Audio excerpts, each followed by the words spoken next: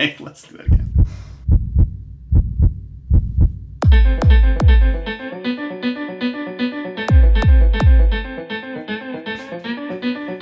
Tell me the crime.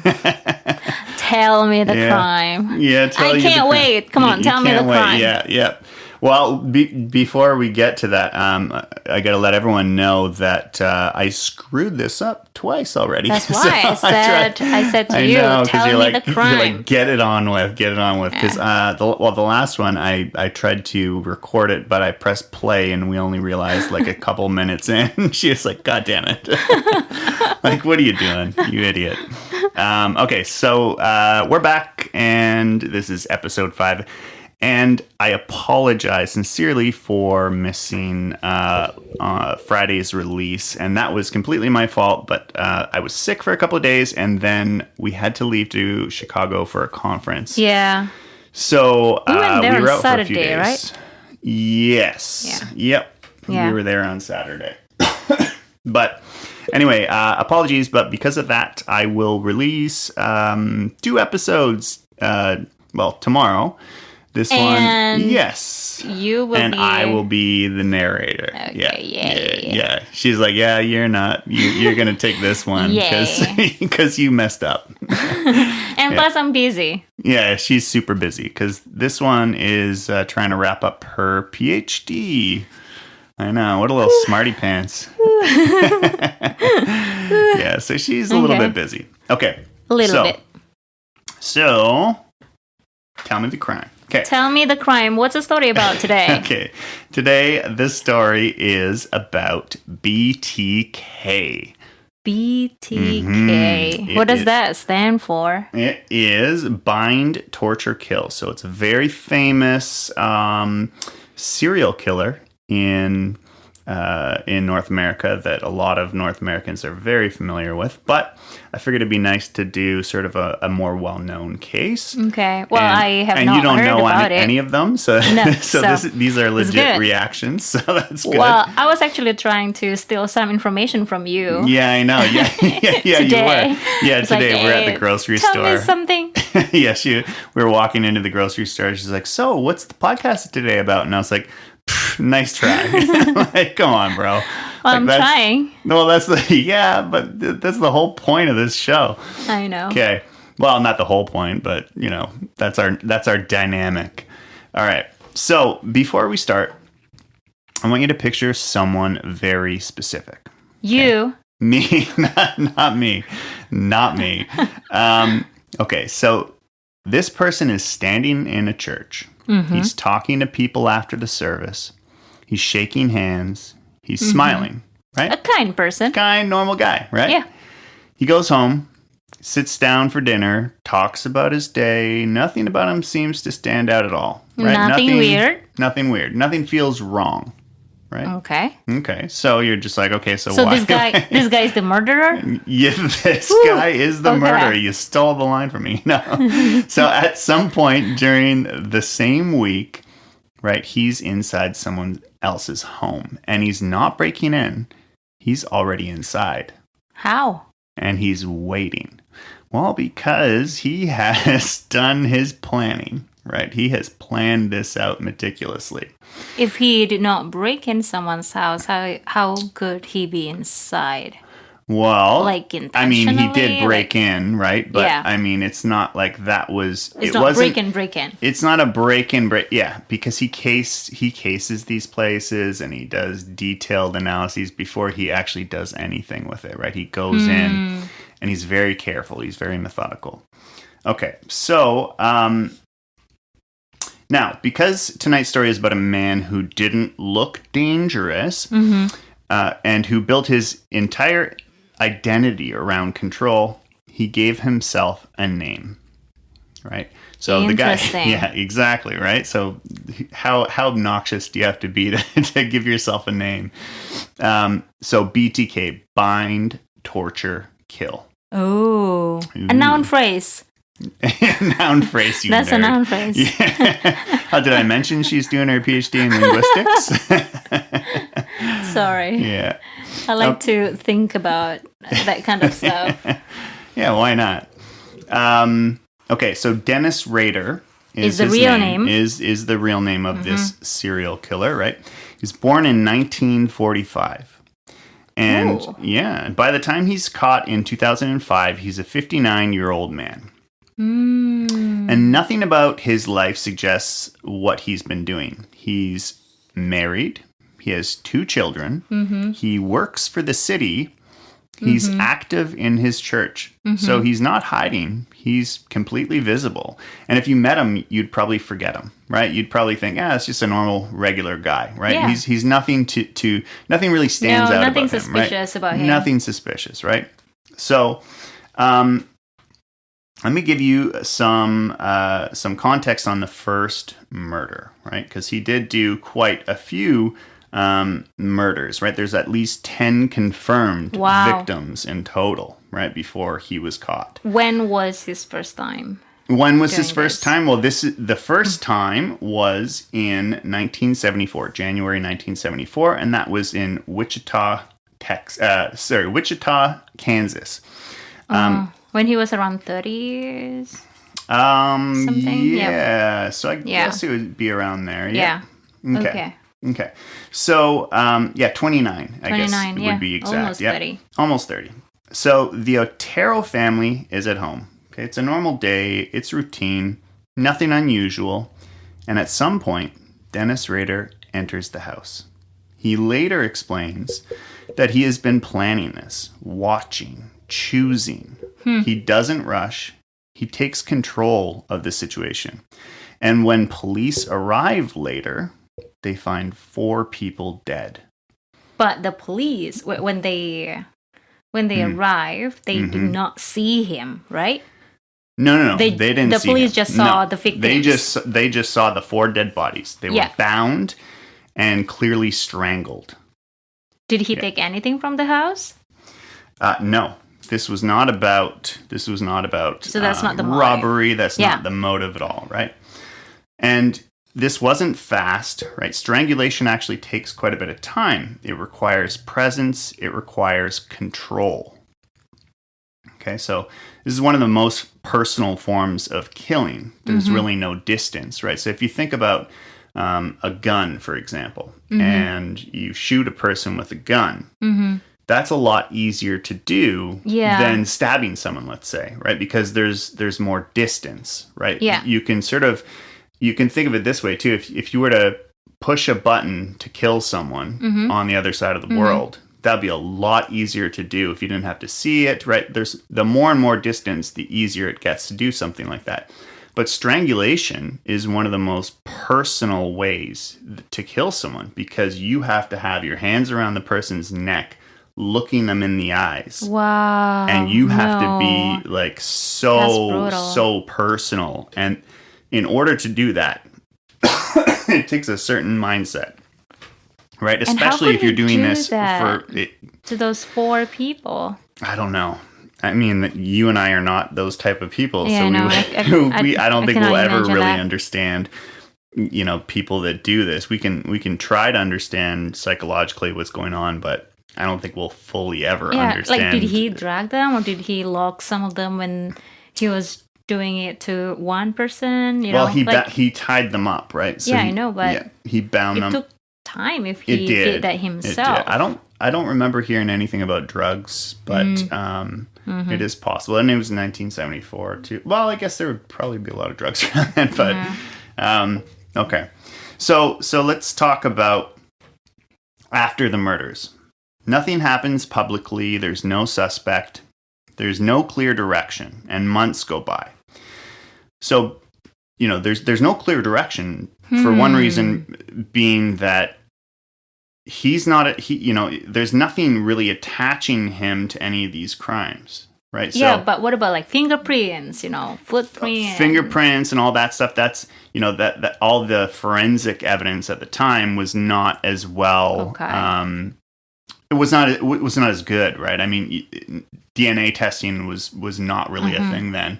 I can't even remember when DNA testing came out, but it wouldn't have been great then for sure if it was even around at all. So months go by, and then something unusual happens. Okay, a letter is found. Where? Well, it's not mailed normally, and it's actually hidden. Okay, it's left where it would be discovered, and it's inside a message. Okay, from the killer. To? He describes the crime in detail, and it's it's really to the public, but it's directed towards the police and the public, right? So he wants to communicate his crime. He wants recognition for this, okay? And he sent it to like the police office or no. So this is what I was saying. It was hidden inside of a message, right? So he sent it to a newspaper in a hidden message for people to find. And there were details of the crime that, that hadn't been released. And so they knew that it was him. Okay. So he describes the crime in detail and information only the killer would know. And then he writes something about how these people were selected. Okay. Now this is important. Yeah. Why did he select them? Yeah. What's the reason? Why? I don't think that it has anything to do with the particular people themselves. I think that he's just random selection. Yes, but which is scarier, right? It's like they didn't do anything wrong. Yeah. It could be anyone, but he selects people and then he does his research and makes sure that things are carefully planned out because he needs control, right? He wants it understood that this wasn't random, this was intentional. And then he gives himself a name. So, BTK, bind, torture, kill. So that's how he always did the murder. Yeah, exactly. And that's why he gave himself that name. So he, it's interesting that he would give himself that name, right? Like, what do you think that might indicate about a person? If you heard someone like give themselves a name after they did something really good, I don't know. It's an award. It's a recognition. It's something that I want other people to know. Yeah, I want to be called this because I want to be recognized. Yeah, but it's usually for something positive, though. Like recognition is for something positive. You'd think so. Yeah, you'd think so. But people want attention, right? You think about little kids too when they, they cry. Yeah, well, they throw little temper tantrums or they do stupid things when they're not being paid attention to. Because they're getting some attention. That's better than nothing, I guess, right? So, but this was clearly a lot about recognition and control. Interesting. So, and how he communicated, right? He didn't call the police, right? I mentioned he had a hidden message in the newspaper, right? So he uses letters to newspapers and he left them in like public places. And communications were absolutely designed to be found. So he wanted to make sure that everything in the interaction between the public and police was controlled, right? He was a control freak, right? So he decides when to speak, and he decides the complete narrative. So he would probably be satisfied when the police talk to the media that, oh, we found this. Yeah, and he would love that. We're looking for BTK. BTK, yeah. I mean, if I were the police, I probably would have just like not called him BTK just to piss him off. Like, wouldn't you? You'd be like, no, I'm not calling you that. So give me a real name. Yeah, we'll call you. Want us to know you. Like shit stain. Yeah. Oh. Okay. Anyway, so this is how he operates. He selects a victim. He studies them. He watches their routines. Knows when they're alone. Wow. Right. So like I said, he's very methodical. Makes sure that he knows when he can go in and get them. Right. Wow. Okay. Then one day he enters the home. Sometimes before they arrive, and he just waits. Oh. But those people will be, they would question, why are you here? Well, yeah, but that's the whole point. He's not going to tell them he's there until he, shows himself.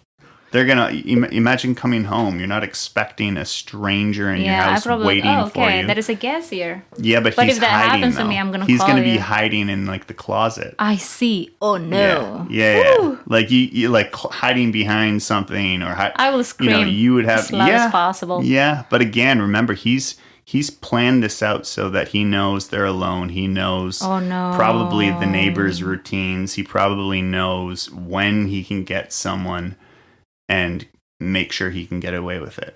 So it's very, very thought out.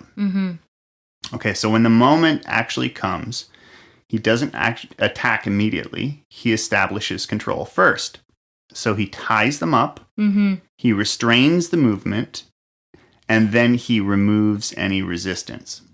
Only then does the killing happen. So this is, what people call a very organized offender, right? Someone who requires planning, control, and sequencing. Now, here's the part that like really makes people uncomfortable is that during all of this, he's living a completely normal life. He's going to work, he's raising children, and he's participating in church. So at one point, he's even working in home security. Wow. Yeah, right? So the same man breaking into homes is helping other people protect theirs.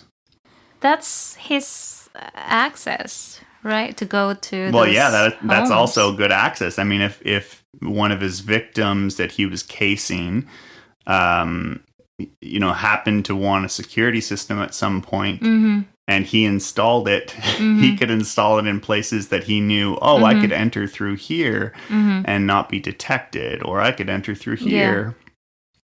That's scary. That's really scary to think of, like someone coming into your house, installing things, you feeling safer because of that. But really, that's the person that you should be afraid of. Yeah. So this is not, if we talk a little bit about the psychology behind this is not anger. It's not revenge. It's something else entirely, right? It's control. Yeah, when you mention about, an example of a kid who's crying or wants to get attention, do you think it's something related to maybe childhood wound or... that's the interesting thing, right? And in this case, there wasn't like any childhood trauma or anything like that. It wasn't necessarily anything to do with that. It was more about sort of fantasy, and we'll go a little bit more into that, and reinforcement. But control was really the experience here, right? It wasn't the killing. It was dominance and the ability to decide what happens next, when it happens, and how it ends, right? Yeah. Interesting. Yeah. So it didn't just begin with murder, right? And this is kind of true of a lot of cases of serial killers, right? Or, people that eventually go on to kill in a methodical manner like that. It's usually something that is reinforced and developed over time. So Rader later described violent fantasies, control-based scenarios, and sexual arousal tied to dominance. Okay. So he got turned on by the idea of controlling someone, right, and not letting them move, right, and deciding when it is that they get to live or die, right. So that's something that was somehow a turn on to him. Yeah. Well, anything that is too much is not great, right? Yeah. Like wants to have a lot of control and everything. It's like no, right. We can't. Right, and this is something that, like, again, this started early, right, with just violent fantasies, and it would turn him on, and then he would think about it more and more and more, and that kind of strengthened that association, and eventually the fantasy just wasn't enough. And that usually happens, right? They progress into something where they start out with just the fantasy, and then they might test the waters a little bit with something. And then eventually it'll get to killing, because it kind of escalates over time. But so this is interesting, right? The the man disappears at some point. He stops.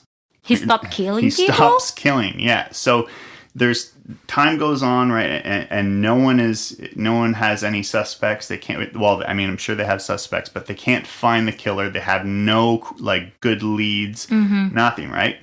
And he, out of nowhere, just stops, and no one has any idea why. It's in the late 1970s. There's just no more killings, and years pass, then decades. Wow. Yeah, right. It's crazy. It's a long time. It's like he was turned on by all of this. He was doing all of these killings, and I think there's 10 confirmed killings, right? And all of a sudden he just disappears for a couple of decades, right? So people are assuming that he is gone, that he's maybe dead, or maybe he moved, right? Or maybe, he maybe he encountered someone that fought back too hard, right? You can imagine something like that would be a little bit hard for someone who needs that control, right? Yeah. Yeah. So I don't know. Maybe that's something that people are thinking, but he's actually still there, and he's living normally. He's just living his normal family life. Did he do the research for those decades for what he could do next? Well, that's the thing, right? I mean, he could be, right? He could have planned out some elaborate set of schemes to, for his next victims. But we don't actually know because, and we'll get to that in a second. 2004, he reappears. What? Okay, so that's from 1970s to 2004. To 2004. So it was like I said, it was a long hiatus, right? And he reappears, but not with violence, with communication. And he sends letters to the media again. He reintroduces himself. He reminds people BTK is still here. And BTK is back. Yeah, but he did not do the killing. It was more about, hey, I'm still here. Not yet, right? But saying that he's back is kind of an indication that, hey, I'm going to kill again soon. But why say that, right? Like, why warn people that you're back and you want to do that? Well, it's probably because he wants to get recognized for all of that, and he wants to control the narrative again. Yeah, I don't really understand, though. Yeah. So this is where everything actually changes, though, and this is why we don't really know how many plans he still had for his next victims because of a mistake, right? So this is he wants to communicate again, right? He's trying to communicate a little bit more easily this time, more efficiently, but he's cautious. So he sends a message to police through the media channels like he's done before. And he asks, if I use a floppy disk, can I be traced? He asked that to the police? He asked that to the police. The answer will be yeah. Like, you don't even need to ask. Well, yeah, but they're not going to say yeah, right? They'll say no, obviously. Right? Because why would you tell a serial killer? But why did you ask the police? Yeah, why would you even ask? Yeah, obviously, yeah. I mean, without asking that, people could trace where you produce something. Yeah, like if you take a picture, for example, like using your camera, you could see the pixels, you could see the date. Yeah, and I think it's similar to for like a floppy disk. Yeah, there's something called metadata, right? That a lot of these things have. Yeah. On CDs and on computers and everywhere, right? There's metadata that gives away identifying information. But when he sent this message, it was not casual. He was really just testing them. And police respond publicly through the newspapers like they've been doing. And they say no. Surprise, surprise. They said no. They didn't say, yeah, we can trace you, so you shouldn't send it to us. What an idiot! Like, for someone who thinks he's smart, like, what an idiot. Yeah, he probably knew that. It's just he just wanted to have the communication with the police. Maybe. Yeah, but then the next part's not going to make sense then, right? So they're trying to bait him, right? They say no, but he doesn't fully trust them yet, understandably, right? He's gonna think, okay, well, like we would hope, we'd say, well, well, I don't actually hope any serial killer is smart enough to, to realize that, but he doesn't fully trust them yet, and he responds again, short, direct, be honest. Okay. He asked the police to be honest with him. Oh, yeah. Okay. Yeah. I know, right? Like, again, not even he's so dumb that he asks, like, like, hey, can this be traced? Like, as if they're gonna tell him, like, no, like, or like yes, like they would never in any world say yes. Be honest, and he does this because he needs reassurance. Because if he's wrong, then everything ends, right? So that was a very false move. Yeah, but they obviously say that it can't be, right? So at this point, he has a choice. He could walk away or continue, right? He chooses to continue. Now, why? Well, because he believes he's smarter and he wants interaction. He wants that recognition again. And what you mean by continue is continue killing people or sending the message to the police? Yeah, well, he both. did some killing both, too. Right? Okay. Like he does want to continue both. I watched a little clip from an interview in a documentary where they were interviewing him, and he said that the killings. I think the interviewer asked him, was once you killed, did the urge kind of go away? And he said, well, it kind of did for a little bit, but he said he thinks it's kind of like a drug. He said, I imagine it's kind of like a drug where, you take the drug, it feels great, but once it wears off, you want the drug again. And so, that was the analogy that BTK used himself. So his need to be seen is stronger than his fear of being caught here. Okay. This is why he sends. It is. Yeah, he's such an idiot, and So it's kind of ironic that he thinks he's smarter, and then he asks those dumb questions that everyone knows the answer to. But he sends the disc. Police analyze it, and inside the file, there's, like we discussed, metadata, information he didn't remove, and it leads to a church, a computer, and a username. Well, definitely it's easy. Yeah, of course. Dennis Rader, right? So, the arrest was in 2005. He's arrested. No chase, no dramatic escape, just a normal man. Ago. Ooh, okay. Long time, right? Just a normal man suddenly exposed. Now, in court, he actually doesn't deny anything. He explains, step by step, calmly, without any emotion, as if describing a process, not people, right?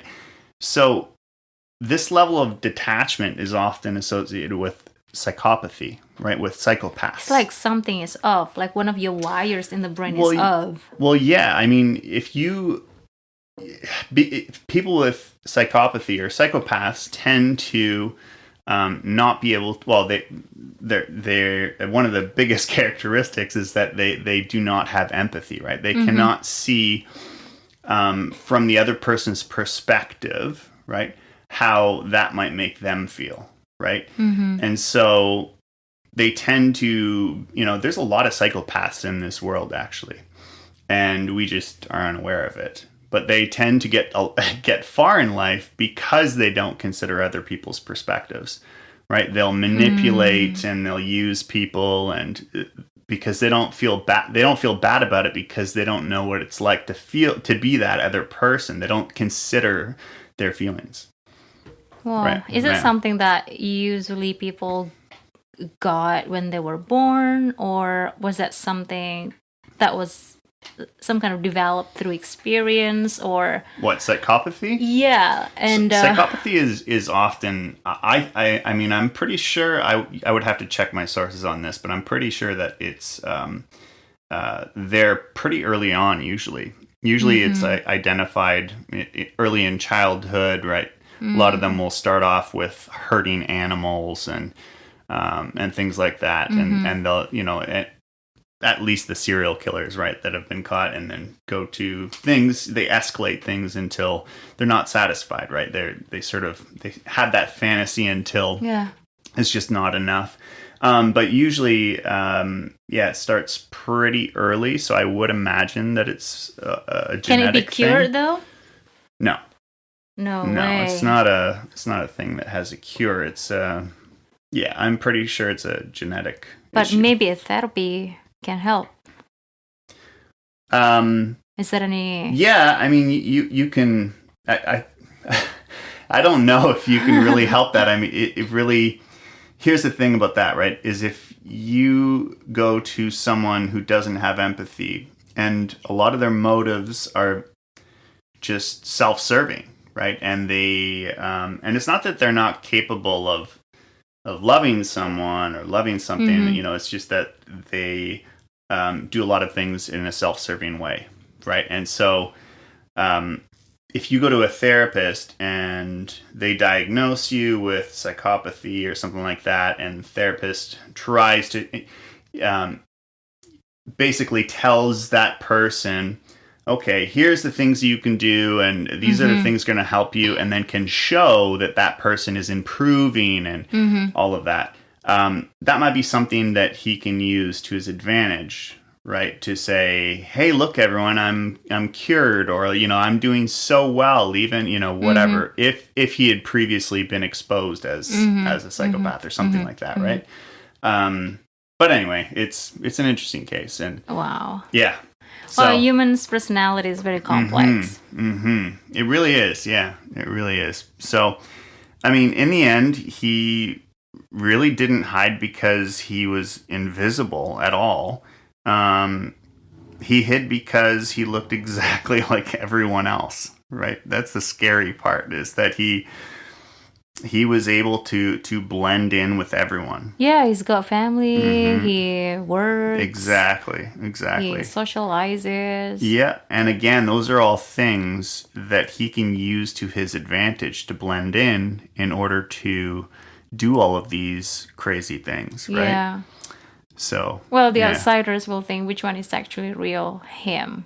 Is that the one when he has the role as, a family guy? Yeah, well, that's a husband or dad. That's a good point, but that's one of the things that he said in an interview was that he kind of sees his personality, or he kind of sees himself in different ways like a cube. And he says, think about it as multiple different faces of a cube, right?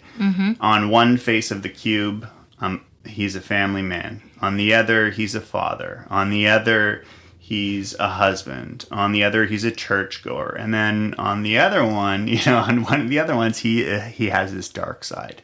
And he says that dark side is very, very strong. Right, so I